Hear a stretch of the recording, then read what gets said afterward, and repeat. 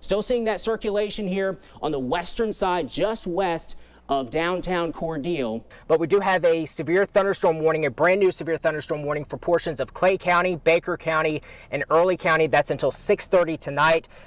Winds 60 miles per hour and gusts higher than that. Penny-sized hail will be possible as well. I'm going to show you the live look. This is looking south at that severe thunderstorm warning. So from Cordele along 41 up toward Richwood, I still want you to be in the lowest level, most interior portion of your home, and then off to the west, so toward Coney Road. And I believe the circulation now is just north of Highway 280. So let's say just northwest of Cordele. But that center of circulation could be anywhere within this cone of uncertainty. That's why the National Hurricane Center does release that, because the center could be all the way out here into the Atlantic. It could be all the way out here into the eastern Gulf of Mexico. Yeah, Cade and Tasia, we're still driving, trying to get into Lee County, but we're on Slappy on US 19 right at Cedric Street. And well, I'm going to flip this camera around.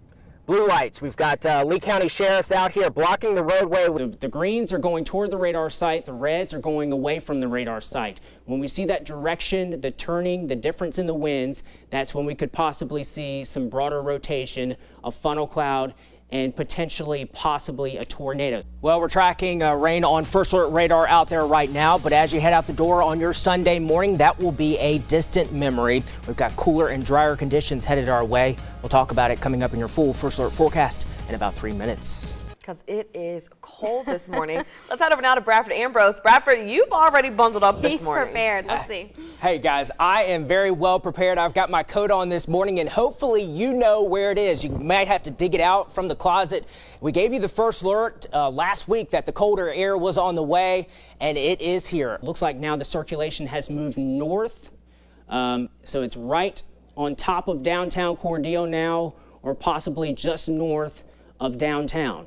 Yeah, Carla, the community is shaken up right now. I spoke to several people today, and they cannot believe this happened right here in their own community. Now, to give our viewers some reference, I'm standing about a mile away from the crash site. The crash site's right over here over my right shoulder.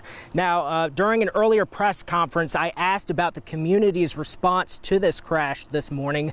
Officials say they've been trying to control rumors throughout the day. The biggest thing is speculation, trying to kill rumor control and people making assumptions. Unfortunately, we do have several local pilots that live here in Sumter County, so of course their families are very concerned as to whether or not it may be their loved ones.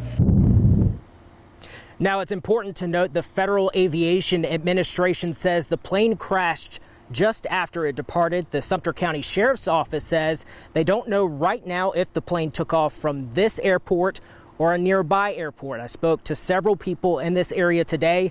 A man at the airport told me one of the victims is a well-known gentleman and knew him for around 30 years. Stay with WAOB for the very latest on this story as it develops. Live in Americus, Bradford Ambrose, WAOB News 10. The sheriff says this is where Grimsley's body was found along Highway 280 near Reed's Crossing Road. Investigators say someone picking up trash found his body in the ditch beside the road. Sheriff Rogers says he was last seen July 14th, but wasn't reported missing until August 9th. He says it's important to report someone missing as soon as possible.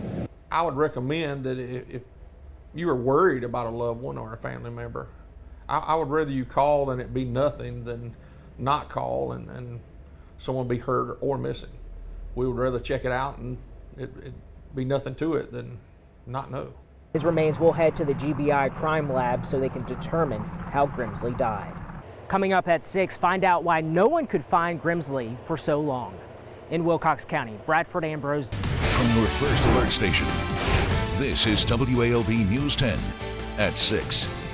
Thanks for joining us tonight. I'm Bradford Ambrose. On Friday, Post 13 in Tifton and Post 31 in Valdosta both worked one fatal crash.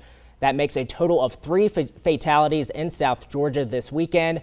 Across the state, troopers have worked 11 fatal crashes, according to the Georgia Department of Public Safety's Twitter. And you may be planning to stay home this weekend. The Albany Area YMCA is offering activities for those who won't go too far away from home this weekend. They will offer access to its Central and Lee Branch facilities.